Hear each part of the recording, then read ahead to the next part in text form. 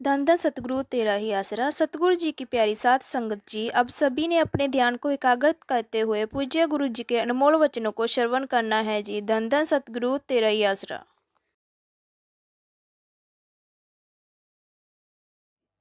तो आज का जो भजन है, आओ सत्संग मां खुदरो थाने बेरो पड़सी रे। आओ सत्संग मां संत सत्संग मां साचरो खुलासो करसी रे। आओ सत्संग मां। सत्संग, जैसा इंसान संग करता है वैसा रंग लाजमी चढ़ता है।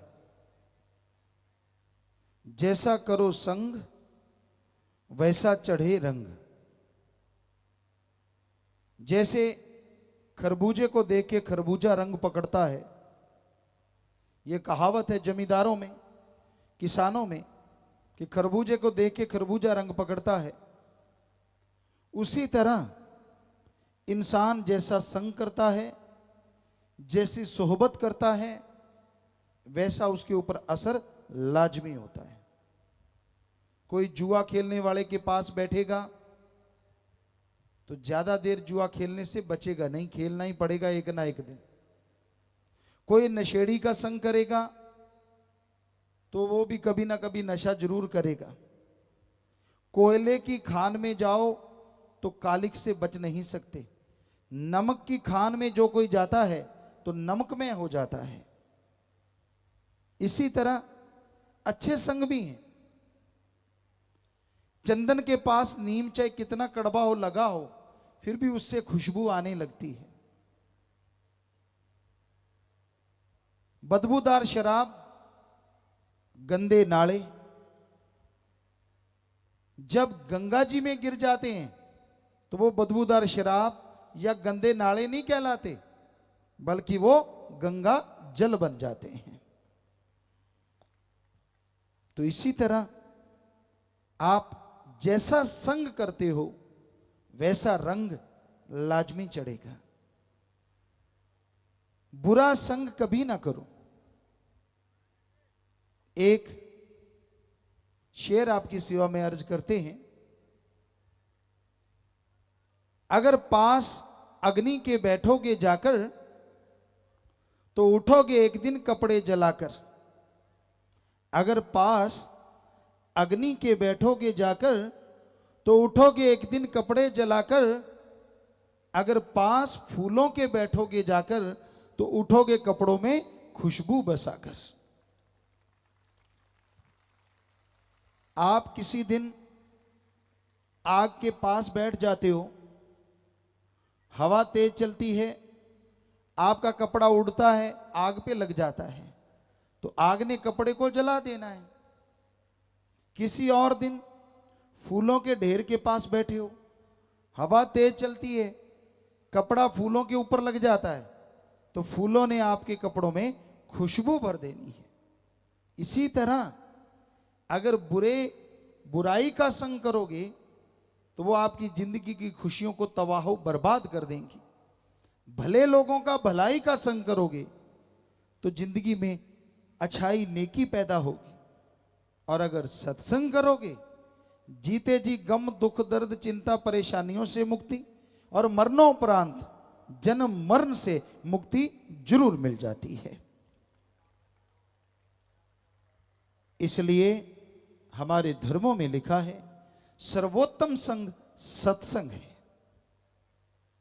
श्री कृष्ण जी ने भगवान हुए, अवतार हुए, उद्धव को समझाते हुए लिखा है, हे उद्धव, ना ज्ञान पुस्तकों का पढ़ना, ना तप, ना त्याग, ना दान, ना जंगल पहाड़ उजाड़ों में हठ जोगी बनना, उनसे जीव भगवान को जल्दी नहीं पा सकते जितना जल्दी की सत्संग के द्वारा।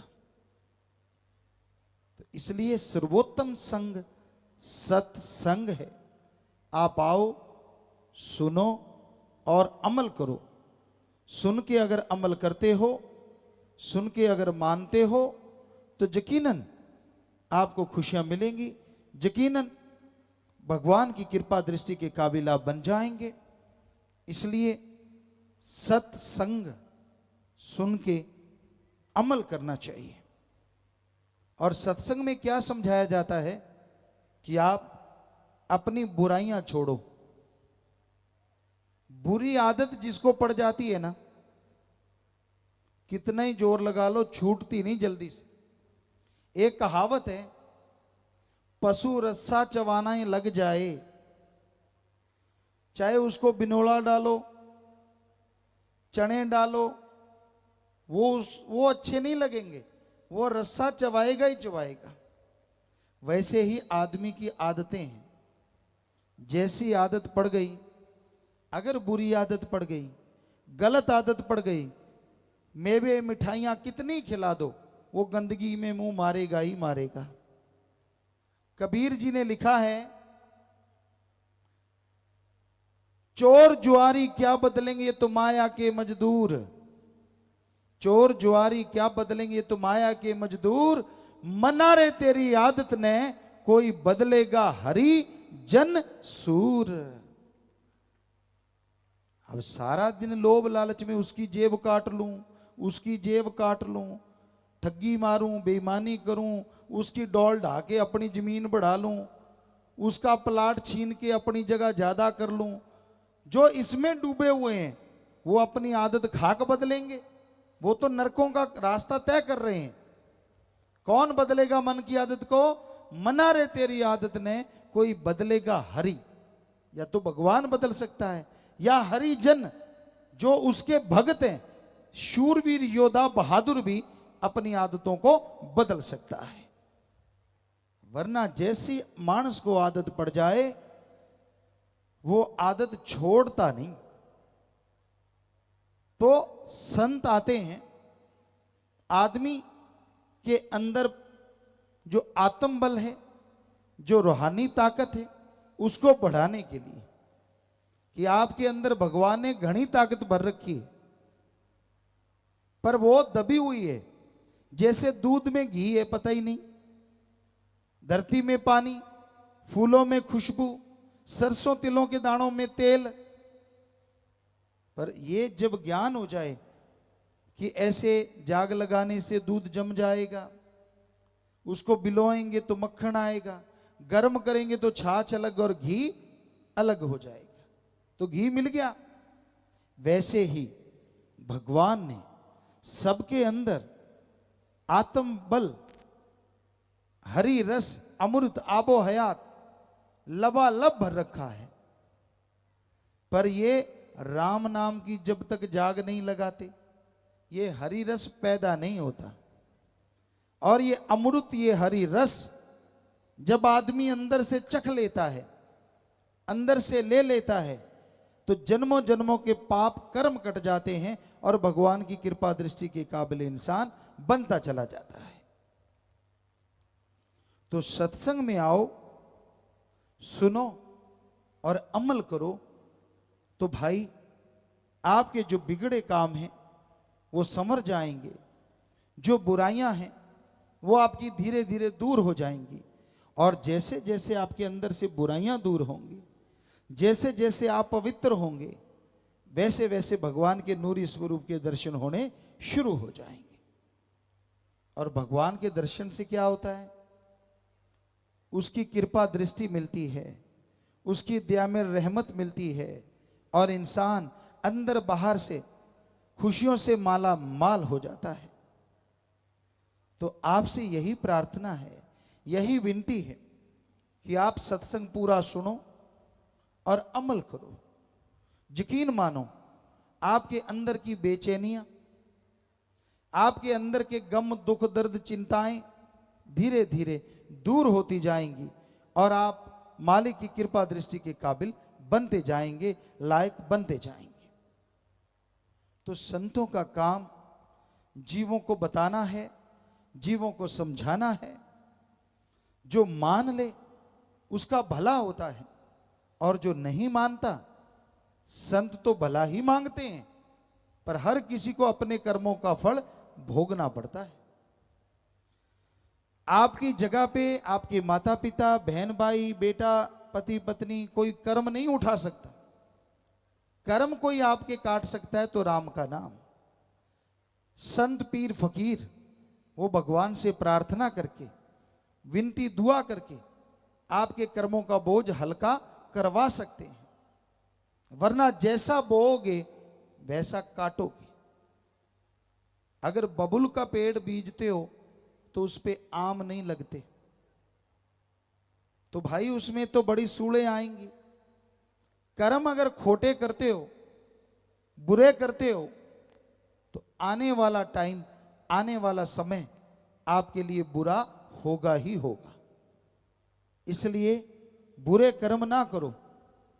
कई आदमी कहते हैं हमने तो बुरा कर्म किया ही नहीं, हमने तो खोटा कर्म किया ही नहीं, फिर भी दुखी हैं, फिर भी परेशान हैं। उसका कारण है संचित कर्म, जन्मों जन्मों के इकट्ठे हुए पाप कर्म जो इस शरीर को भोगने पड़ते हैं। और इस शरीर में जब वो कर्म भोगने पड़ते हैं तो आपकी की गई मेहनत खाक हो जाती है। जो गांव में कहा जाता है मैं सोने को हाथ डालूं तो राख हो जाता है, वो पाप कर्मों की वजह से है। और संचित पाप कर्म कटते हैं भगवान के नाम से। सुमरन करो, मेहनत करो। तो क्या लिखा है हमारे हिंदू धर्म में, हिम्मत करे अगर इंसान तो सहायता करे भगवान। इस्लाम धर्म में हिम्मते मर्दा मददे खुदा, बोली का फर्क कि आप हिम्मत करो, भगवान मालिक आपकी मदद जरूर करेंगे। तो हिम्मत करना, मेहनत करना इंसान को भगवान ने ताकत दी है। तो आप हिम्मत कीजिए, अच्छे कर्म कीजिए, मालिक से मालिक को मांगो, मालिक से मालिक की औलाद का भला मांगो, तो मालिक आपका भला जरूर करेंगे। सत्संग में आते हो तो संतों की बात सुनो, बतियाओ ना, आपस में बातें ना करो। क्योंकि संत जो बात कहने आते हैं वो भगवान के वचन होते हैं, और आदमी सुन के मान ले तो उसके आने वाली जिंदगी के आदर्श की प्राप्ति का बीमा हो जाता है, यानी घनी खुशियां उसको मिलेंगी। बहार छा जाती है जिंदगी में, पतझड़ का मौसम कभी आता नहीं। तो संत सत्संग में बुराइयां छुड़ाने आते हैं। सत्संग का मतलब यह नहीं होता कि पहले आपसे पैसा इकट्ठा करें और बाद में सत्संग करें, या सत्संग करने के बाद आपसे पैसा ले लें। वो सत्संग नहीं, वो तो एक बिजनेस है, एक व्यापार है जो दुनिया में बहुत लोग कर रहे हैं। भक्तजनों, भगवान का नाम तो अनमोल है, ईश्वर नाम अमोल है, बिन दाम बिकाए, बिना दाम के मिलता है। संत पीर फकीर ईश्वर का नाम बिना दाम के देते हैं, वही फलता फूलता है। तो इसलिए भगवान के नाम का जाप करो। भगवान की अगर आप सेवा करना चाहते हो, दान करना चाहते हो, पुण्य करना चाहते हो, कोई रोकता नहीं, करो, पर सही जगह करो। कोई बीमार है उसका इलाज करवा दो, कोई भूखा है उसको खाना दे दो, कोई प्यासा है पानी पिला दो। इस पे जो आपका पैसा लगेगा वो बिल्कुल सच्चा दान है, बदले में खुशी ना मिले हम आपको गारंटी देते हैं।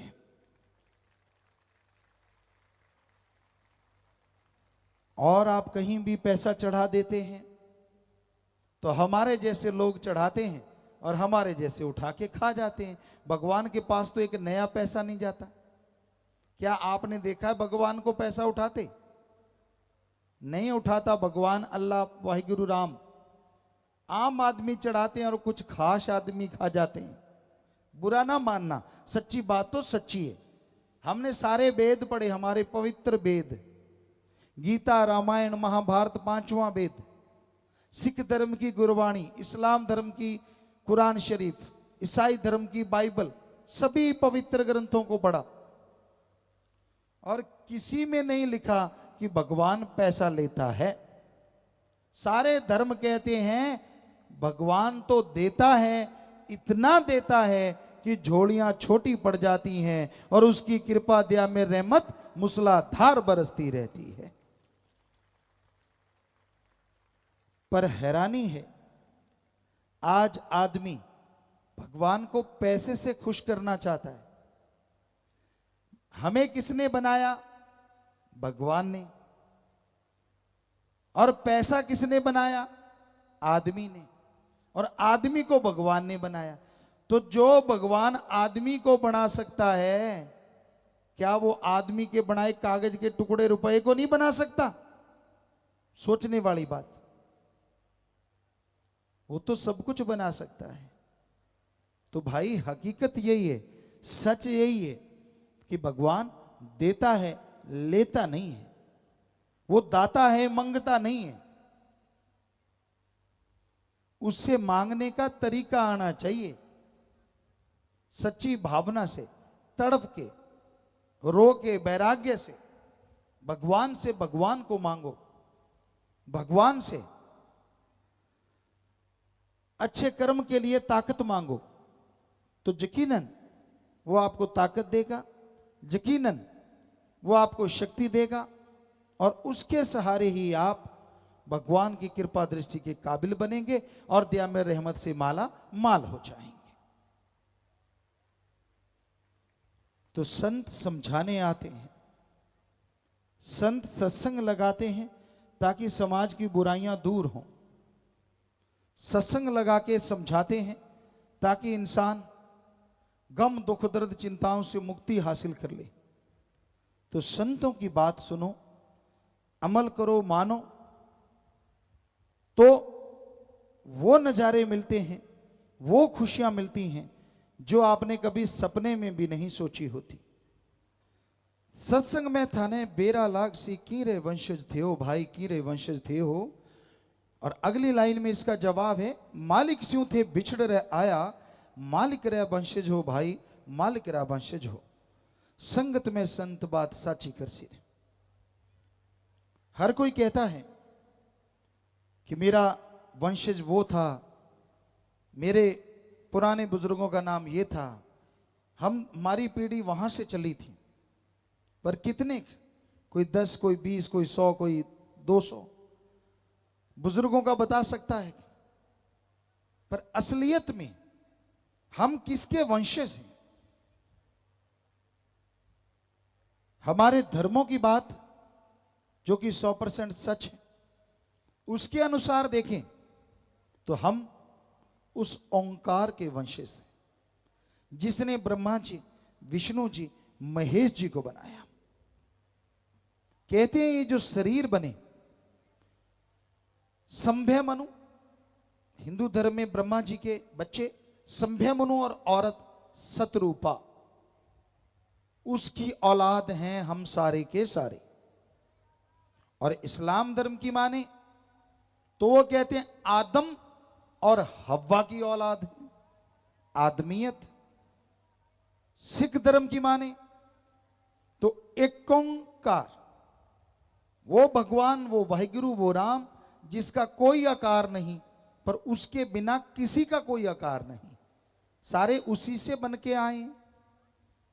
ईसाई धर्म की माने तो द सुप्रीम पावर गॉड, वो भगवान, वो मालिक कि हम औलाद हैं, इंसानियत हमारी जात है। तो हम सब उस परम पिता परमात्मा के, परम शक्ति के वंशज हैं। सबके सब भाषा अलग हो गई,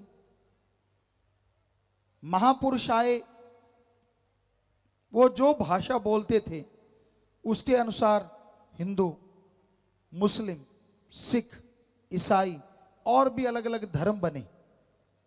पर पानी को जल कह दो, वाटर, वाशर, आब, नीलू, नीरू, अने, तो पानी का नाम बदलने से क्या पानी का स्वाद या रंग बदलेगा? नहीं बदलता। सोचने वाली बात, छोटा सा पानी, उसका नाम बदलने से अगर वो नहीं बदलता तो भगवान का नाम बदलने से भगवान कैसे बदलेगा? हमारी भाषा बदल जाने से हमारी जात कैसे बदल जाएगी? अगर आपको यकीन नहीं आता तो आपको एक उदाहरण देते हैं। हिंदू, मुस्लिम, सिख, ईसाई, बौद्धी, जैनिज, जितने भी पारसी, जो भी धर्म है, सबके एक जैसे रंग वाले बच्चे ले लो, जन्म लेते ही सबको एक जगह लिटा दो, क्या कोई बुद्धिजीवी बता देगा कि कौन सा बच्चा किस धर्म का है? नहीं बता सकता। ऐसा तो है नहीं किसी के ताज लगा हो, किसी के पंख लगा हो, किसी के पूंछ लगी हो तो पता चल जाए ये पूंछ वाले वो हैं, ताज वाले वो हैं। ऐसा तो है नहीं। हम सब तो एक ही, मानस की जात सब है, एक को पहचानो। हमारी जात मानस है, सबको एक ही समझो, यही कहते हैं धर्म। लेकिन आदमी धर्म के नाम पे, जात के नाम पे, मजहब के नाम पे अपनों को ही मार रहा है, अपनों को ही काट रहा है। एक रोता है, हमारे 10 मर गए, दूसरा खुश है, हमारे 5 ही मरे। ऐसा हमें मिला महाराष्ट्र में 90s में। हम सत्संगे करने गए, शायद ये 96 से सत्संगे करते करते आगे गए, तो ऐसे रोते हुए मिले। हमने कहा बड़ा दर्द होता है हमें, आप अपने 10 के लिए रो रहे हो, आप 5 के लिए रो रहे हो, अरे 15 के 15 ही इंसान मरे, 15 के लिए कोई भी नहीं रोता। मरे तो सारे इंसान, पर नहीं, आदमी अपने धर्म, जात, मजहब को इंसान समझता है और दूसरे को पशु, जो कि धर्मों में नहीं सिखाया। धर्म शब्द का मतलब है धारण कर लो, अपना लो, ग्रहण कर लो। आदमी को आदमी से जोड़ो और आदमी को ओम हरि अल्लाह राम से जोड़ो, भगवान से जोड़ो। धर्म तो ये सिखाते हैं, पर कोई सुनता नहीं। सुनता है तो मानता नहीं, अपनी मन मर्जी करते हैं और मन मर्जी दुखों का कारण है। तो भाई, हम उस मालिक से बन के आए, सबके अंदर एक जैसा खून है, अंदर चर्बी, ऊपर लपेटा चमड़ा, हड्डियों का ढांचा। ये तो है नहीं किसी के घी दूध बहता हो और किसी के पानी रगों में बहता हो। जब बीमार पड़ता है, कोई धर्म जात नहीं देखते, जिसका खून जिसको मैच करता है लगा देते हैं और आदमी की जान बच जाती। क्या पशु का खून लगता है आदमी के? अभी तक तो नहीं लगा। कलयुग का कुछ भरोसा नहीं लगने लग जाए तो सीधी सी बात, हम सब एक हैं और हमारा मालिक एक है। यही सच्चाई है, चाहे कोई माने चाहे कोई ना माने, पर धर्मों की सच्चाई आपको बता रहे हैं। धर्मों में कोई ऊंच नीच नहीं, कोई छोटा बड़ा नहीं। तो भाई, सत्संग एक रूहानी काल जरूर है, बारे बतावे जठे रूर है, बारे बतावे प्रभु सु मिलने रो ई में असली पाठ पढ़ावे, आओ संगत में हिवड़ो थारो खुशी से भरसी रे।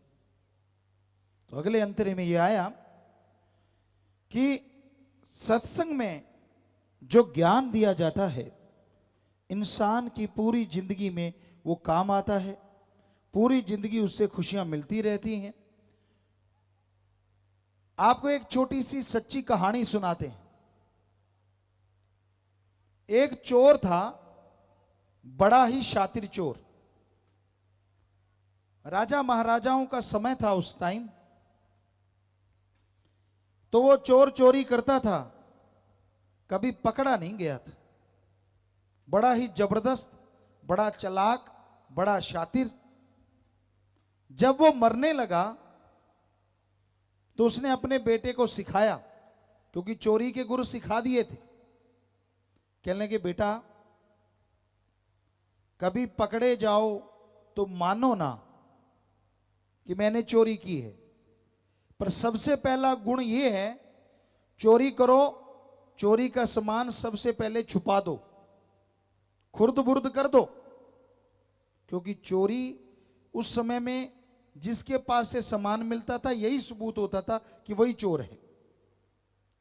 तो कहता सामान नहीं मिलना चाहिए, और दूसरा मानो ना कभी भी कि मैंने चोरी की है।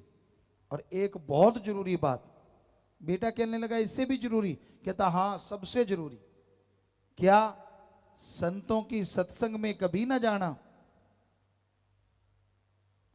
तो चोर कहने लगा ठीक है। अब चोर मर गया, चोर का बेटा भी चोर, वो चोरी करनी शुरू कर दी, वो भी शातिर। लेकिन एक दिन बादशाह के राजमहल से चोरी कर रहा था, सैनिकों ने देख लिया और पीछे पड़ गए। आगे आगे चोर, पीछे सेना, दौड़ता गया, झांसा दिया। एक जगह इकट्ठ था, उसने देखा एक भोली सी माता, उसके नैन नक्श को दिमाग में बिठा लिया, उसके थैले में हीरे जवाहरात डाल दिए, सामान खुर्द बुर्द कर दिया और अंदर चला गया। ये अंदर क्या जा रहे हैं लोग, क्यों जा रहे हैं? देखा तो आगे संत बैठे हैं, सत्संग कर रहे हैं। तो कानों में उंगलियां दे ली कि बापू ने कहा था सत्संग नहीं सुनना। अब आदमी की आदत है, आदमी को कह दो इधर मत देखो, कुछ देर तो नहीं देखेगा, बाद में देखेगा जरूर उधर है क्या जो मुझे रोका है, आदत है। तो चोर के भी दिल में है यार ऐसा संत क्या कहते हैं जो बापू ने रोका कि इसकी बात नहीं सुननी।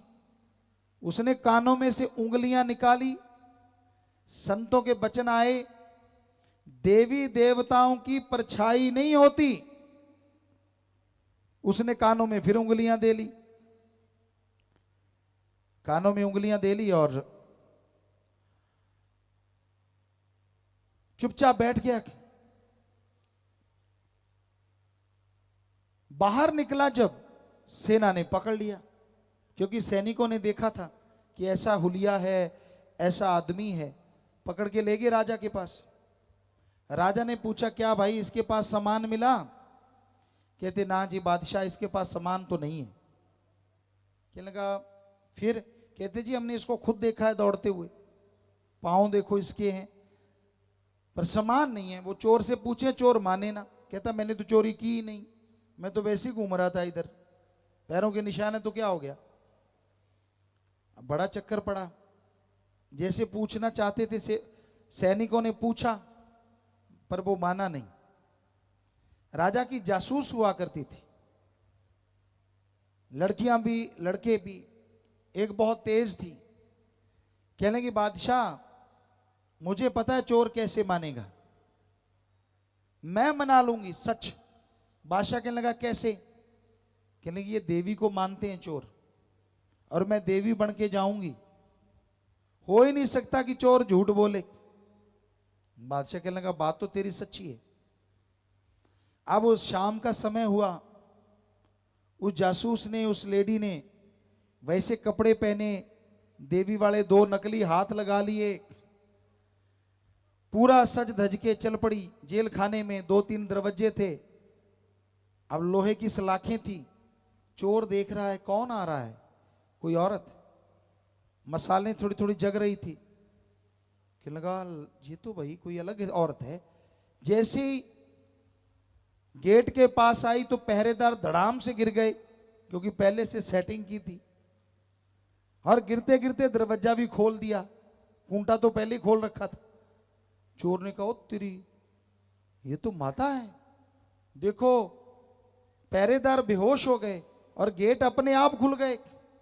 अब दूसरे गेट पे पहुंची, वहां भी वैसा ही हुआ, पहरेदार गिर गए, गेट अपने आप खुल गए। तीसरा गेट भी ऐसे ही खुला और वो माता बनी जासूस पहुंच गई चोर के पास।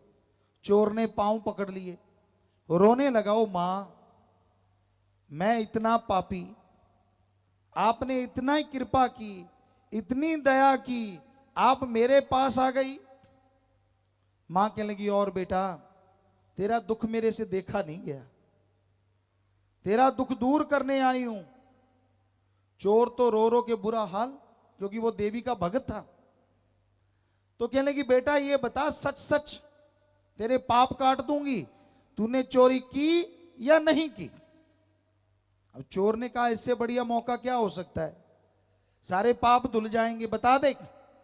अब चोर जैसे बताने लगा, मशालें जगी हुई थी, तो उस औरत की परछाई दीवार पे पड़ रही थी लंबी। ओ, संतों की बात याद आ गई, देवी देवताओं के परछाई नहीं होती। तो अब चोर भी पाखंडी था पूरा, और ज्यादा रोने लगा, कूकने लगा जोर जोर से, हे मां बचा ले, मुझे बचा ले, मैं तेरे आगे झूठ कैसे बोलूंगा, मैंने चोरी जब की नहीं, मुझे तो धक्के से पकड़ लाए। बदल गया मिनटों में। अब वो जासूस जो मां बनी थी, उसने 2-3 बार पूछा, वो रो रो के पांव पकड़ लिए और कहने लगा मुझे छुड़ाओ। कहती चल मेरे साथ, क्योंकि वो राजा से पावर लेके आई थी। उसको पकड़ा, साथ ले गए, बादशाह के सामने पेश कर दिया कि बादशाह सलामत, ये चोर नहीं है, मेरी गारंटी है। अब चोर को उस समय क्या होता था, सूली पे टांग देते थे, तो चोर की तो जान बची। वो भागा उस गांव में, यहां संत थे, वहां संत चले गए थे। दूसरे गांव में पहुंचा, यहां संत थे, तो संतों को मिला, चरणों पे गिर गया, कहने लगा हे गुरुजी, हे संत, मेरे बाप ने मुझे गलत पट्टी पढ़ाई थी, अरे आपके एक वचन ने आज मेरी सूली काट दी, मेरी जान बख्श दी। अगर मैं पूरी सत्संग सुन के दिलो दिमाग में बिठा लूं, तो संत कहने लगे तेरे जन्म मरण की सूली कट जाएगी। तो संतों की, फकीरों की सत्संग का इतना प्रताप होता है, आदमी सुने, मान ले, तो जन्मों जन्मों की मैल कटती है, जन्मों जन्मों के पाप कट जाते हैं। पर श्रद्धा से सुनो, भावना से मानो, तो ये सारा फल मिलता है। अगर इधर से सुना, इधर से निकाल दिया, फल तो कुछ ना कुछ मिलेगा, पर उतना नहीं जितना मिलना चाहिए। तो सत्संग में चल के आइए, दीनता से, नम्रता से, ध्यान से आप सुनिए, तो आपके तमाम दुख दर्द दूर होंगे, परेशानियां दूर होंगी, और प्रभु की कृपा के पात्र आप बनते चले जाएंगे। तो संत सत्संग में ईश्वर की चर्चा करते हैं, संत सत्संग में मालिक का नाम बताते हैं, और सत्संग में ये सिखाते हैं कि आप अपने अंदर की बुराइयां कैसे साफ कर सकते हो, आप अपने अंदर की भावना कैसे शुद्ध कर सकते हो। जो मानते हैं, जो सुनते हैं, उनके ऊपर भगवान की कृपा होती है, और जन्मों जन्मों के पाप कर्म धुल जाया करते हैं। तो भाई, मन माया ने जाल रूपे बुरी तरह से कस्यो, भाई बुरी तरीके कस्यो, विषय विकारा रह चोगे में, रूप अक्षीडो फस्यो विचारो, रूप अक्षीडो फस्यो, निकल सके है जीव जो सत्संग कर सीरे। मन बड़ी जालिम ताकत है। आप बैठे कहीं और हो, दिखते कुछ और हो, और अंदर मीटिंग कुछ और ही चल रही है। मन की गंदी सोच आदमी को नरकों में ले जाती है, ये भले काम नहीं करने देता। पहले आपको ये बता दें, मन है क्या। आदमी के दिमाग को गंदे, बुरे, नेगेटिव विचार जो देता है, वो है मन की आवाज। आदमी के दिमाग को अच्छे, भले, नेक विचार जो देता है, वो है आत्मा की आवाज, अंदर की आवाज। तो मन बुराई का प्रतीक है, बुराई की जड़ है। ये हमेशा बुरे ख्याल देता है, बुरी सोच देता है। मन की बुरी सोच, मन की घटिया सोच आदमी को सुमरण नहीं करने देती। कौन सी सोच देता है? काम वासना, विषय विकार। आदमी औरत की तरफ, औरत पुरुष की तरफ आकर्षित होते हैं। लड़ाई झगड़े, कत्लो गारत इससे बढ़ती चली जाती है। आदमी गंदगी का कीड़ा बन जाता है। फिर है क्रोध, मन के ये सारे अधीन हैं। क्रोध, जब गुस्सा आ जाए आदमी चंडाल बन जाता है। चंडाल, सामने मां, बाप, बेटा, बेटी, कोई भी आए सबको गाली गलौज करेगा, सबको बुरा बोलेगा, क्योंकि तब चंडाल का रूप हो जाता है, बेरहम। तो जितना टाइम क्रोध में जला वो श्वास खत्म, बाद में उसके लिए रोएगा मैंने ऐसा क्यों किया, वो श्वास खत्म, बर्बादी हो गई। फिर है लोभ, लोभ लालच, लोभ है सर्व पाप का बाप। लोभ लालच जब आ जाता है तो आदमी पाप करता चला, ना भाई भाई को मार देता है, बाप बेटे में झगड़े शुरू हो जाते हैं, सिर्फ लोभ लालच की वजह से। मोह ममता, आज के युग में मोह ममता बहुत छाया हुआ है। अपनों तक सीमित हैं लोग, अपने अलावा कोई दूसरा या दूसरे की सेवा करता है तो मालिक का प्यारा, वरना अपनों तक अपने लिए बना लिया, बच्चों के लिए, पर आगे से आगे, आगे से आगे बनाना गलत नहीं है, पर किसी का हक मार के बनाना, किसी का मुंह का निवाड़ा छीन के बच्चों को खिलाना, वो धीमा जहर होता है, हरी रस अमृत नहीं बनता। और फिर है अहंकार, किसी को ऊंचे धर्म का, किसी को ऊंची जात का, किसी को किसी गुण का, किसी को राज पहुंच का, किसी को अपनी औलाद का, किसी को धन दौलत का, और अहंकार को मार पड़ती आई।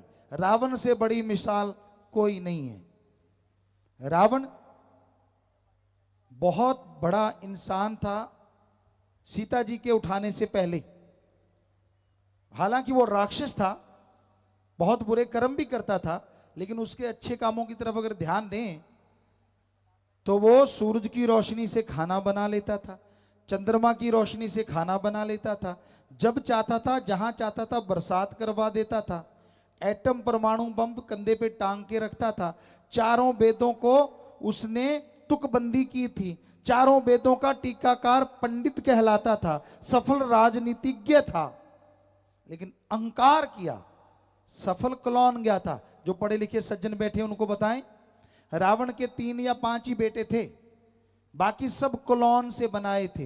1 लाख सफल क्लॉन गया था, क्योंकि उसके बेटों के आगे बेटे थे, तो सफल क्लॉन गया था। पर उसने सीता जी को उठाया तो 1 लख पूत 1.25 लाख नाती, तेरा वनगर दिया न बाती। तो अहंकार आप किस बात का करते हैं? उसके पास तो सोने का महल था, गोल्ड का, उसके नौकर भी सोने के महलों में रहते थे, सोने चांदी के बर्तन थे। सोचिए कितना धनवान होगा वो। उसका जहाज जो उड़ता था गोल्ड और हीरे मोतियों का बना था। तो कहने का मतलब आपके पास उससे ज्यादा क्या है जो आप अहंकार कर रहे हो? अगर नहीं तो अहंकार मत करो। चाखा चाहे प्रेम रस, राखा चाहे मान, एक म्यान में 2 खड़ग, देखा सुना न कान। भगवान के प्यार को पाना चाहते हो और अहंकार भी रखना चाहते हो, घमंड, दोनों चीजें इकट्ठी नहीं रहती। जैसे एक म्यान में 2 तलवार नहीं रहती, उसी तरह एक शरीर में भगवान का प्यार और अहंकार इकट्ठे नहीं रह सकते। इसलिए दीनता धारण करो, नम्रता धारण करो, ताकि भगवान की कृपा पात्र आप। धन धन सतगुरु तेरा ही आसरा। सतगुरु जी की प्यारी साथ संगत जी, आप जी ने बहुत ही प्रेम पूर्वक सतगुरु जी के वचनों को श्रवण किया। और अगर आप गुरु जी के और सत्संग सुनना चाहते हैं तो इस चैनल को लाइक, शेयर एंड सब्सक्राइब जरूर करें। धन धन सतगुरु तेरा ही।